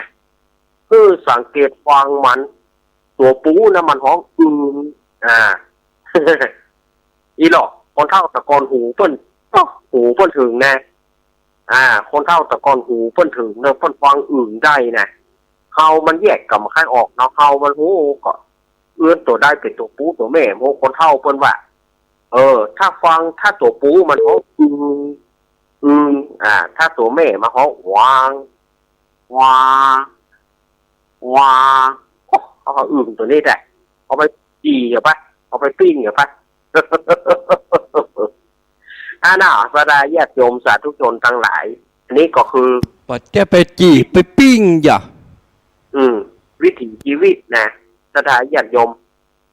เฮ็ดต่างๆเฮ็ดเพศเฮ็ดหอมเฮ็ดตะลอมออกปอมปลาเนี่ยบัดเดียวหากินมาได้แล้วมันมีละเฮ็ดตะลอมเฮ็ดเพศเฮ็ดหอมบ่มีละแต่ก่อนมีเฮ็ดแพทย์เฮ็ดหอมเฮ็ดตะลอมก็มีคนเฒ่าคนแก่มาถามอาตมาถ้าอยากกินแกงเฮ็ดตะลอมแล้วประเดี๋ยวไปซ้อหาที่น้อยอีแม่เฮยยายเฮยมันซอกหาเป็นยากับเฮ็ดตะลอมเนี่ยมันหน่วยน้อยนะหน่วยน้อยมันออกปลาหญ้ามันออกตามปลาหญ้าเพิ่นเอามาเจียวมาแกงถ้ามันปอแกงก็แกงปอเจียวก็เจียวเนี่ยตะลอม อ้อมล้อมไปเฮ็ดแพะเฮ็ดหอมเนี่ยแต่ก่อนปลาเลอะปลาเต๋อถ้าฝนตกมาได้กินละเฮ็ดหัวเข่าเฮ็ดหัวเข่ามันถึงปอกล็อกพอเอาหัวเข่าเขาเนี่ยเฮ็ดหัวเข่า มีว่าท่านอาจารย์มีเฮ็ดหัวเข่า มันตึงปอกล็อกเข้าหัวเข่าเขาเนี่ยมันตึงหน่วยมันก็พออ้อมล้อมเข้าหัวเข่าเขาเนี่ยหน่วยมันออกตามสนามหญ้าเหมือนกันนะเฮ็ดหัวเข่าเนี่ยประเดี๋ยวบ่มีกระจายญาติโยมบ่มีชิบหายหมดชิบหายด้วยยาก็ว่าชิบหายด้วยเขาเอาไปกินก็บ่ฮู้แต่มันน่าจะชิบหายด้วยยาฆ่าแมลงยาฆ่าหญ้าต่างๆเนี่ยเฮ็ดแพทย์เฮ็ดหอมเฮ็ดตะลอมก็บ่มีละเฮ็ดค่ำคืนเฮ็ดค่ำคืนก่อนหาได้ยากนะเฮ็ดค่ำคืนก็เอามาหมกกาเอามาเกี่ยวกาเนี่ยลำนะเฮ็ดค่ำคืนเฮ็ดทอบ นี่เห็ดถอบนี่ก็แถมหน่อยนี่อาตมาว่าบ่มีเหลือละเห็ดถอบเพราะมันบ่มีเชื้อแฮเพราะเชื้อแฮในดินน่ะมันอาศัยความชื้นของดินน่ะกลายเป็นเชื้อแฮหรือว่าภาษาวิทยาศาสตร์เพิ่นว่ายิดนี่นะตัวยิดตัวยิดก็คือเชื้อแฮน่ะวันนี้เอาวิทยาศาสตร์มาอู้ตัวนะมาให้บดีฝ่ายเจ้ามาอู้อย่างเนาะมันมีตัวยิดเดี๋ยวนะตัวยิดก็คือเชื้อแฮนะมันอาศัยความชื้นจากพื้นดินมากลายเป็นเห็ดถอบสมัยตะกอนปลาแพะต่างๆมีเห็ดถอบกระเลอะกระเต๋อเอาไปทางใดบ่ต้องไปเจาะหาที่อื่นบ่ต้องไปขึ้นดอยบ่ต้องไปเจาะหาที่อื่นที่ไหนมีปลามีแพะที่หั่นมีเห็ดถอบก็ประเดี๋ยวเขาไปเคาะไปคูดไปเคาะไปคูดเทโบมดมันก็เลยเชื้อแฮหรือว่าตัวยีดนั่นน่ะมันก็สูญหายไปแต่หน่อยสัก10 กว่าปีหรือว่า20 กว่าปีไปหน้าเนี่ยจะเหลือก็ตำแหน่งละบ่เหลือละเห็ดถอบเพราะว่าอย่างเขาไปคูดไปเคาะไปขูดเสียหมดมีที่ไหนเขาก็ไปเคาะไปขูดโดยที่ไหนเขาก็ไปเคาะไปขูดเห็ดถอบเนี่ยเพราะมันบ่มียีดบ่มีเชื้อแฮน่ะแถมหน่อยจะยิ่งได้สถานญาติโยมบ่ได้กินแล้วเนอะบ่ได้กินละเพราะมันบ่มีตัวยีดบ่มีเชื้อแฮเฉพาะก็บอกว่าเผาปลากับท่านอาจารย์ยิ่งเผาปลามันยิ่งออกก็มันบ่มียีดมันถ้าว่าเผาปลาก็มันเป็นขี้เต่ามันเป็นขี้เต่ามันเกมไปนี่มันเป็นน้ำด่างไปมันเป็นน้ำด่างไปมันบ่สามารถที่จะเป็นยึดเป็นตัวเชื้อแฮได้เชื้อแฮนะมันเกิดขึ้นกับธรรมชาติมันอาศัยดินที่ชื้นมันกลายเป็นเชื้อแฮได้มันก็กลายเป็นไอเห็ดถอบได้ ยิ่งไปหน้านี้สมัยนะจะชอบกินเห็ดถอบก็มีละอนาคตการนะไม่ใช่ว่าวันนี้วันวานะอนาคตการ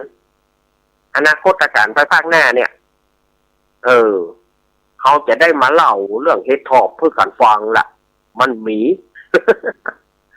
ประเดี๋ยวนี้โอ้โหสถานญาติโยมมันออกที่ไหนเขาไปเคาะไปขูดไป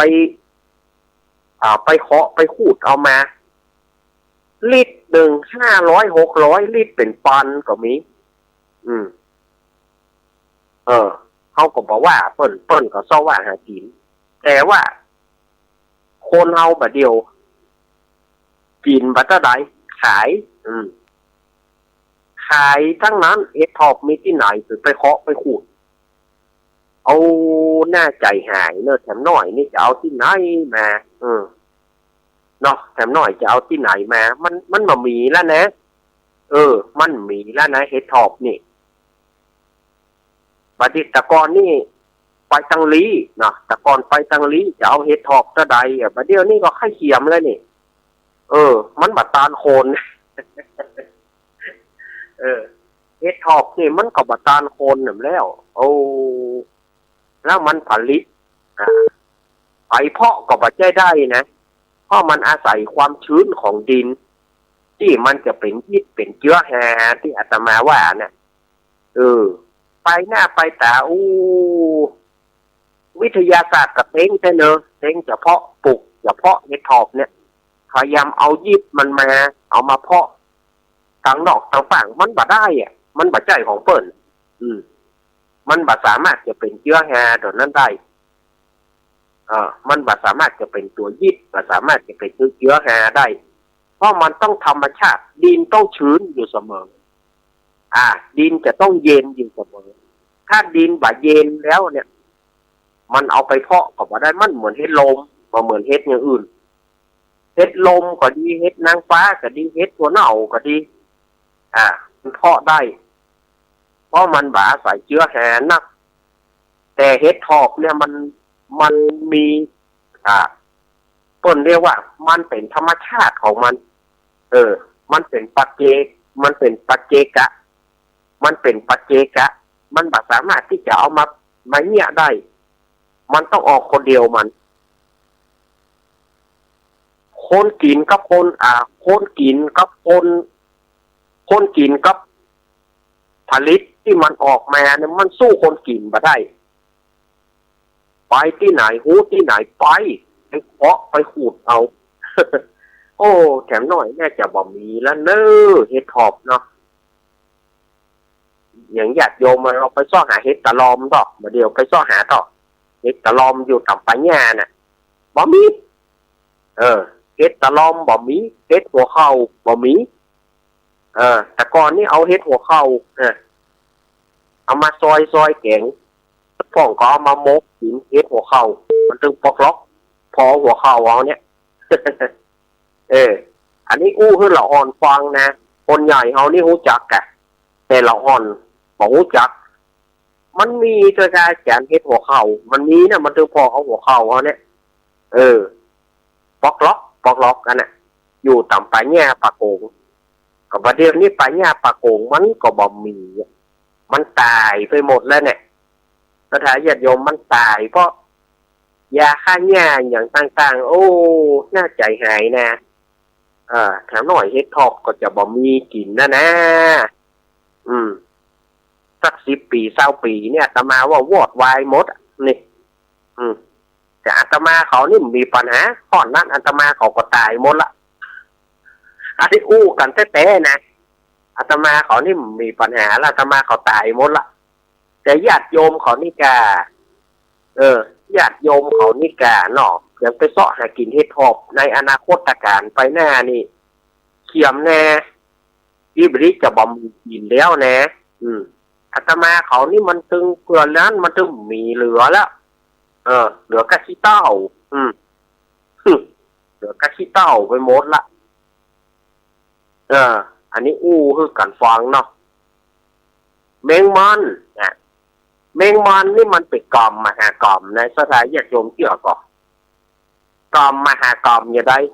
ไข่มันก็เขาเอาไปกินออกเป็นตัวมาพอป้นดินเขาก็เอาไปคั่วหวดมัน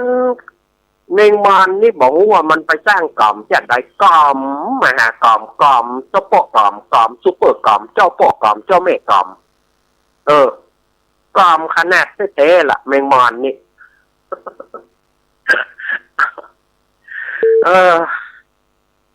ชีวิตของมันนี่บอกว่ามันไปสร้างเวรสร้างกรรมไปกรรมบอดสดายญาติโยมแมงมันนี่บัดได้งอกบัดได้เงยบัดได้งอกบัดได้เงยบัดได้ออกได้เอกอย่างสดายญาติโยมว่าอันยังก็บะค้างเป็นไข่มาเดือน4เดือน5ไปแล้วคูดแล้วพงมันมีไหนคูดเนี่ยโฟนโต๊กมาเอาตัวมันไปคั่วกินมันเจ้าเหนียวมาเลือสดายญาติโยมว่าประเดี๋ยวนี้ฝนตกมาจะไปซอบแมงมอนเผื่อแมงมอนจะออกผมไม่ยาวเหนียวมาออกนั่นประเดี๋ยวนี้มันมี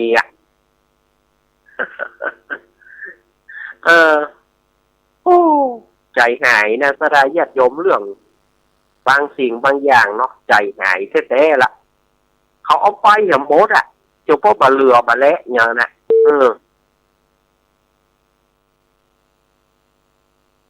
เนาะโอ้ใจหายนะแถมหน่อยนี่สถานญาติโยมจะเอาอย่างกินเนาะซื้อออนไลน์ดีกว่าอาจารย์ของปลาเลิกปลาเตอออนไลน์ของกินธรรมชาติมันจะหายไปหมดแล้วนะประเด็นนี้ไปซ่อหาก่อนจะขุจะแตนหาได้ก่อนจะขุจะแตนจะหิดเมงนี่นะจะหิดดำนี่นะเมงจรซ่อหากินต่อมเดียวนี่มีกัดจะหิดที่คนเลี้ยงจะหิดก้นโขนจะหิดที่เขาเลี้ยงก้นมันไปโขนลูก จะหิดที่เขาเลี้ยงขายนะที่เขาเพาะเลี้ยงขายน่ะก้นมันจะมีโขนออกมามันบอกเราเหมือนจะหิดเบงเอาจะหิดดำเอาเนี่ยมันบอกเหมือนนะจะคุจะแตนเนี่ยหน้าฝนเนี่ยแต่ก่อนจะคุจะแตนออกหรอก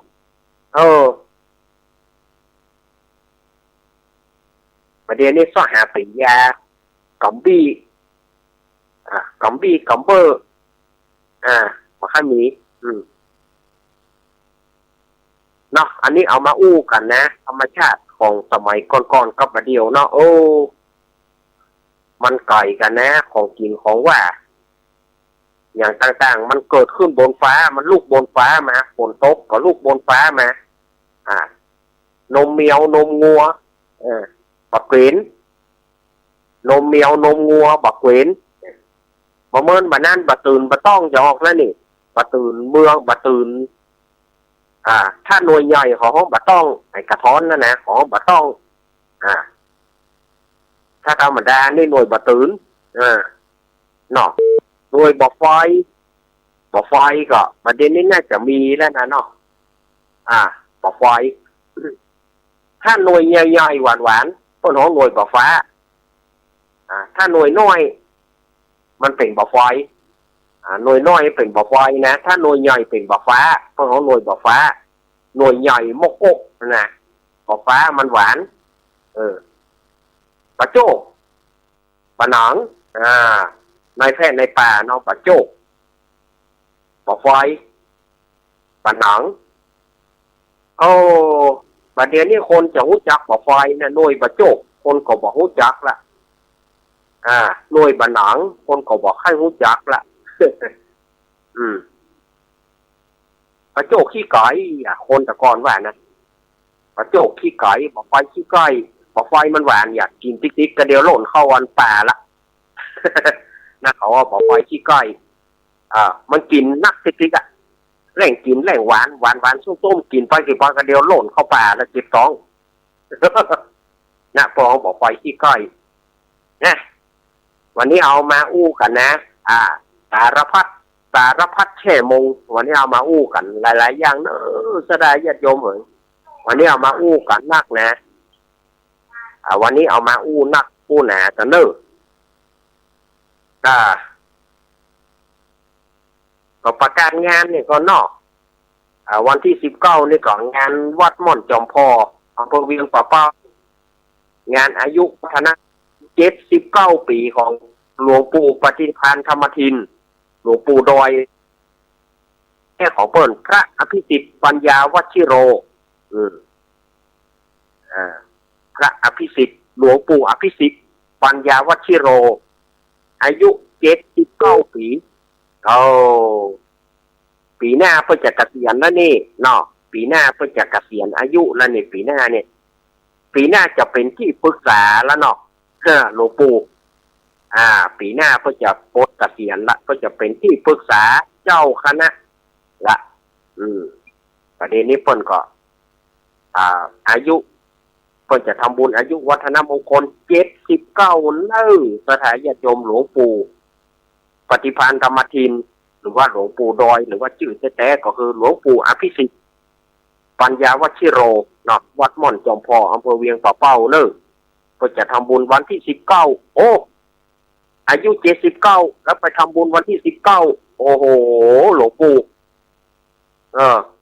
เอาเลข9เนาะเอาเลข9เป็นตัวน้ำเนาะปู่เนาะ โอ้เสียดายหลานบ่ได้ไปเนาะมันเป็นวันธรรมดาถ้ามันเป็นวันเสาร์วันอาทิตย์นี่หลานก็จะได้ไปร่วมแสดงมุทิตาจิตกับหลวงปู่อันนี้มันเป็นวันธรรมดาเหี้ยวันธรรมดาเนี่ยมันยากแน่แต่ก็ขอให้หลวงปู่มีอายุวันนะสุขภาละปฏิภาณธนสารสมบัติหลวงปู่สมบูรณ์แข็งแรงเป็นโฮมโพไซของลูกของหลานไปทางใดก็มีกินมีตานใดก็ขอให้ได้ปะกันโดยตลอดหลวงปู่แข็งแรงเนอะหลวงปู่เนอะแล้วก็วันที่30ก็ท่านอาจารย์ท่านพ่อครูกัลยาณปราโมทย์ท่านพ่อครูสมหวังกัลยาโนวัดหม่อนห้วยเกี้ยวตำบลดอยหล่ออำเภอดอยหล่อวันที่30อันนี้เพิ่นก็จะทำบุญอายุวัฒนมงคลครบ5 รอบเหมือนกัน60เหมือนกันท่านพระครูกัลยาณปราโมทย์เนาะท่านพระครูสมหวังไปก็จะสมหวังหมดไปได้สมหวังอายุสมหวังสรรพสิ่งต่างๆไปหาท่านอาจารย์สมหวังต้องได้สมหวังดังใจนึก สถาญาติโยมเนอะจะได้สถาญาติโยมจะได้ไปร่วมกันงานต่างๆนี่นะอาตมาก่อนแจ้งข่าวไปบางงานก็ได้ไปบางงานก็ไม่ได้ไปไอตัวเฮานี่ก็ยังว่านะกันนอกสถาญาติโยมเฮ้ยเฮานี่มันไปได้ก็เจ้าโลดเปิ้นบ่ว่างก็บ่ได้ไปถ้าเจ้าโลดเปิ้นว่างก็ได้ไปอาตมาก็สถาญาติโยมก็หูกันอยู่นะอัตกาตัวอาตมาก็เนี่ยพอสมควรอยู่แล้วนะเนาะมันก็ต้องเกี่ยวกับรถเจ้ารถเปิ้นบ่ว่างก็บ่สามารถสุมาเถอะ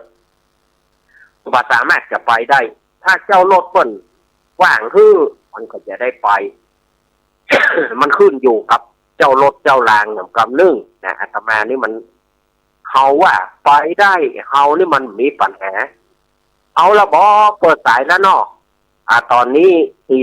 46 นาทีอาตมาจะวางสายแล้วเนอสถาญาติโยมเมินแล้วบ่ได้อู้ได้จ๋าเนาะยายน้อยอาตมาบ่ฮับข้าวเนออาตมาขอถ้าว่ายายน้อยจะโทรก็ขอเป็นกำลังใจก็ดีเนี่ยก็ดีเนาะมันกับข้าวกับเพื่อเนี่ยอาตมาขอก่อนเนอเพราะว่าอาตมาถูกตำหนิมาอาตมาถูกตำหนิมาผู้หลักผู้ใหญ่เปิดตำหนิอาตมาก็อยากให้แต่อาตมาโดนตำหนิมาบอกเจ้าว่าตำหนิธรรมดานะอาตมาโดนด่าอาตมาโดนด่าอาตมายอมรับว่าอาตมาโดนด่ามีกระแสด่าอาตมาขอสุมาอภัยกับยายน้อยเนอะถ้าจะอวยพรกำลังใจนี่อาตมารับได้แต่อาตมาขอข้าวขอกรเนี่ยอาตมาขอนอยายน้อยจะไปโคตรอาตมาเนอะอาตมาโดนตำหนิไม่ใช่ตำหนิธรรมดาอาตมาโดนด่าเนาะเอาอาตมาเปิดสายให้แล้วเนอะ0837611775อ้าวที่ไหนฟังกันฟ้องแฮอ้าวโทรเข้ามาเนอะ0837611775อ้าวเปิดสายให้แล้วมีก็ใครที่จะโทรมาอยู่จุดไหนตั้งใดก็โทรเข้ามาอู้มาแจกกันเนอะถ้าญาติโยมเนอะอยู่คนเดียวของหล่อมนะอยู่คนเดียวของหล่อมอู้ไปอู้มาของหล่อมใครจะโทรเข้ามาเนอะสถาญาติโยมโทรเข้ามาเนาะ0837611775แม่เพนโทรมาได้ไผโทรมาก็ได้เนอะอยู่จุดไหนตั้งใดอนุญาตคือโทรเข้ามานะแต่ก็ถ้าจะให้ดีกว่าตลอดเนาะเจริญพรมาแล้วแม่เพน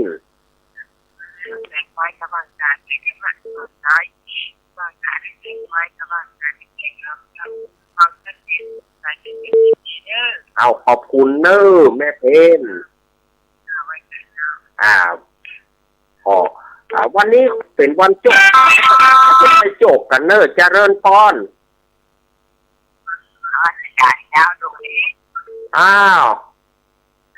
ว่าจะได้หาวันนี้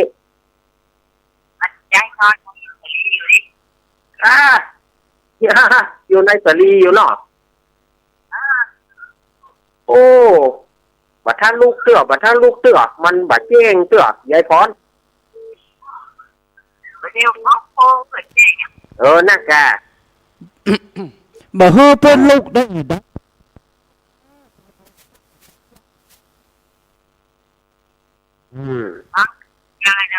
ครับยินดียายพรนะยายพรขอบคุณเด้อพอจะโทรมา0837611775โทรเข้ามาวันนี้วันพระวันศีลหลายท่านก็คงจะเตรียมตัวกันไปวัดไปวาท่องก็นึ่งเข้าเป่าไฟผมเนาะเจริญพร แม่น้อมอ้าวสุภาวงศ์ มาละได้แค่มาวันพอเนาะน่ากะเสียดายนะมันเป็นวันธรรมดาเนี่ยทำบุญไปแล้วทำบุญไปแล้วแล้วกดไปหม่อนห้วยเกี้ยวเอากดไปหม่อนห้วยเกี้ยวเอากับว่าป้าเปิ่นก็กดแสดงมุทิตาจิตเปิ่นเอาวันที่30เอาเนาะครับสั่งว่าโอ้ถ้าควายก็บอกเด้อน่ากะมันเป็นวันธรรมดานี่มันอุ้ยหยักนะครับแม่น้อมมาแล้วเนอะแม่น้อมเนอะพวกกระลำเนาะดูสร้างพวกกระลำกันแต่ว่าได้มาหน้าเกาะเต็มลำรถเนาะก็พอจริงนะเอาดองส้มกระลำนะเอาดองส้มกระลำนะแต่ก่อนนี่แต่ก่อนนี่แม่อาตมานี่นะเพิ่นเอาตอมเข้าใส่บักหามแต่ก่อนเพิ่นเอาหื้นเราอ่อนกินเนาะเพิ่นตอมกระลำนะแม่เพิ่นเนี่ยนะลำแล้วเขาบ่ได้ถามสูตรเพิ่นแต่ก่อนแม่เพิ่นเนี่ยหรอกเอากระลำมาตอมเอาบักหามซุกเข้าใส่ครับยินดีแม่น้อมเนอะยินดีแม่น้อมสุภาวงศ์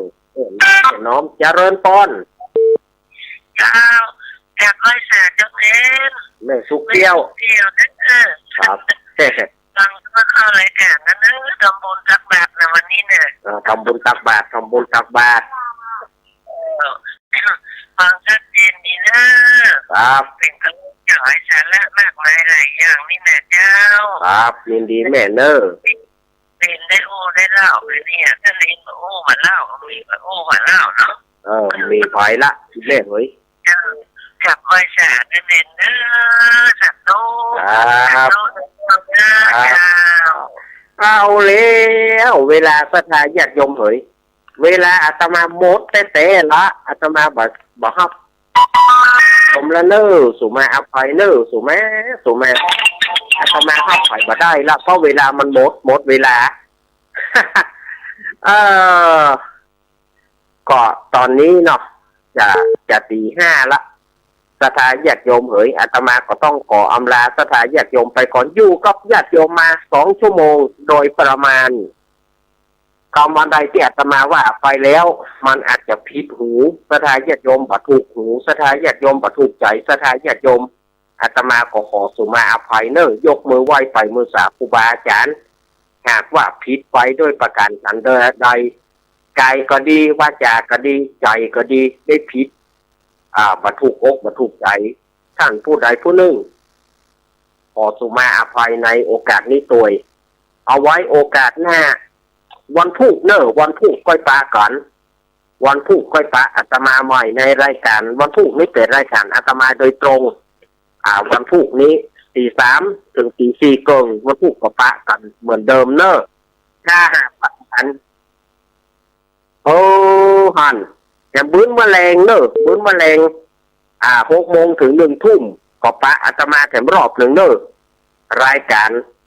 สารธรรมยามค่ำวันนี้ก็มาเต้นหลวงลุงแถมเหมือนเดิมเมื่อค่ำบื้นนะรายการสารธรรมยามค่ำเนอะก็มาปะอาตมาแถมช่วงหนึ่งแถมประมาณชั่วโมงหนึ่งแล้วก็สถานญาติโยมที่มาแล้วใจก็104เมื่อคืนบื้น3 ทุ่มถึงเที่ยงคืนก็ก้อยมาปะกันแถมเนอทีมงาน104เนาะก้อยปะกันแถมบื้นเมื่อคืนพูด3 ทุ่มวันนี้ก็อาตมาก็บริหารเวลาพอสมควรก็ขออนุโมทนาขออำลาสถานญาติโยมไปก่อนเนออาภิวาทานาสีริสานิจังวุธาปัจจายโนยัตตาโรธรรมาวัฏันติอายุวันโนสุขังพระรัง